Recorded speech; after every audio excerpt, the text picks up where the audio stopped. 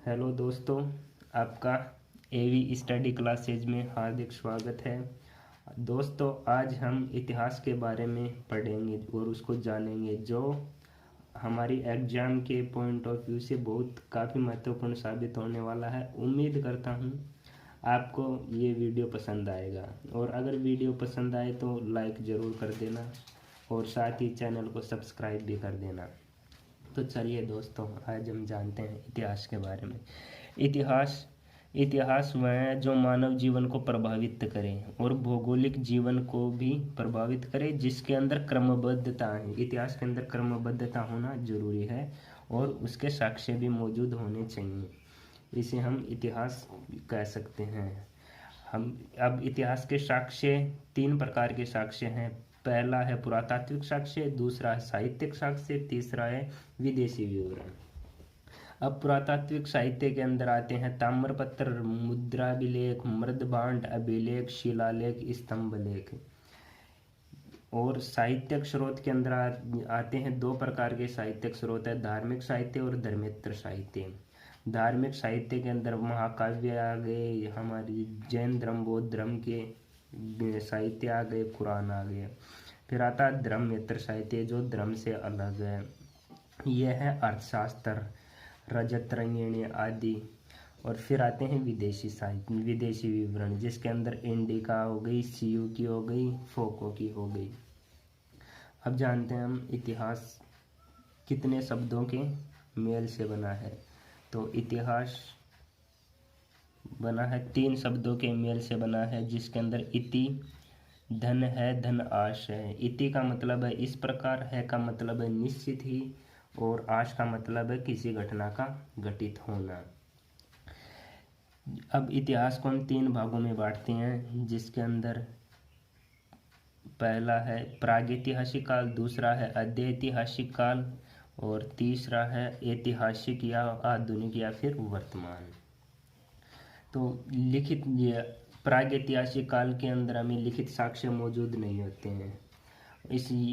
हम इसके बारे में केवल पुरातात्विक स्रोतों के आधार पर ही हम इन्हें ये जान सकते हैं।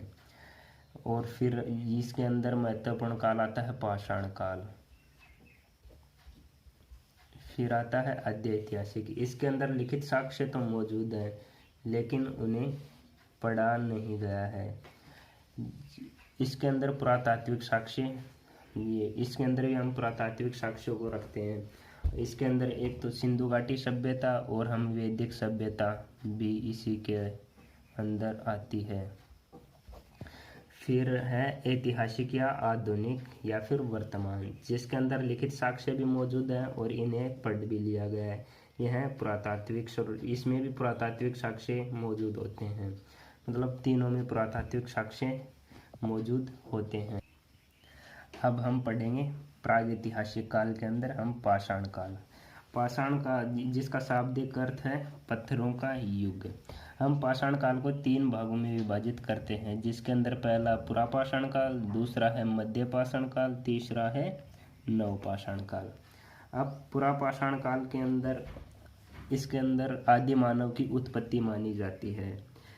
यहाँ पर मानव दयनीय स्थिति में था, यायावर था, इधर उधर घूमता रहता था। वह केवल अपना जीवन यापन शिकार करके ही करता था। वह भोजन संग्रह करना भी नहीं जानता था। और इसका प्रमुख औजार हस्त कुठार है, और यह समूह में निवास नहीं करते थे। फिर आता है मध्य पाषाण काल। इसमें लोग समूह में निवास करने लग गए थे और समूह पशुपालन करने लग गए थे। इनका पहला पालतू पशु था कुत्ता, और इनके औजार बहुत ही छोटे होते थे, जिन्हें मैक्रोलिथ कहते थे, जो 1 से 4 इंच तक बड़े होते हैं।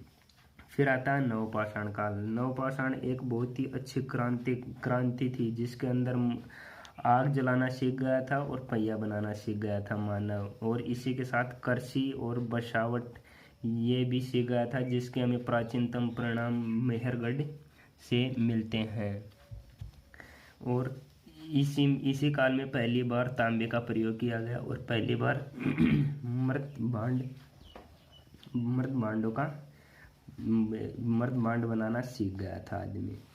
तो हम अब आगे पढ़ते हैं कि चावल के साक्ष्य। हमें चावल के प्राचीनतम साक्ष्य कोल्डी हवा से मिलते हैं। प्राचीनतम का मतलब है हमें पाषाण काल से प्रश्न पूछ रहा है, और प्रथम साक्ष्य का मतलब है हमें हड़प्पा सभ्यता से क्वेश्चन कर रहा है। तो प्रथम साक्ष्य है लोथल, जो गुजरात के अंदर है।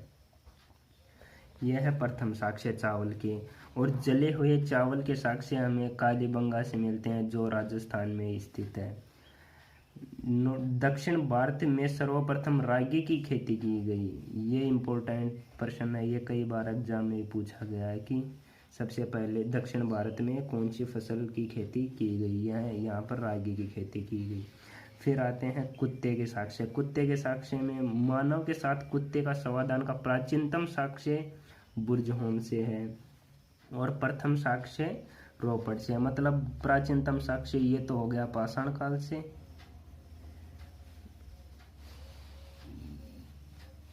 ये तो हो गया पाषाण काल से, और ये हो गया हड़प्पा से। मतलब हड़प्पा के अंदर रोपड़ जो पंजाब में है, ये बुर्जहोम जो जम्मू एंड कश्मीर में है। यहाँ से हमें साक्ष्य मिले हैं। फिर आता है चित्रकला। चित्रकला के प्राचीनतम साक्ष्य भीमबेटका। मतलब ये भीमबेटका एक महत्वपूर्ण स्थान है जहाँ पर तीनों कालों के मतलब प्रागैतिहासिक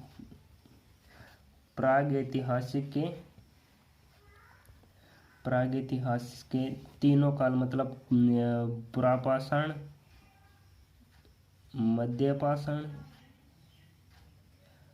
और नवपाषाण, तीनों के साक्ष्य हमें मिले हैं भीमबेटका से। यहाँ पर ये एक बहुत ही बड़ा चित्रकला का अवशेष मिलते हैं यहाँ से।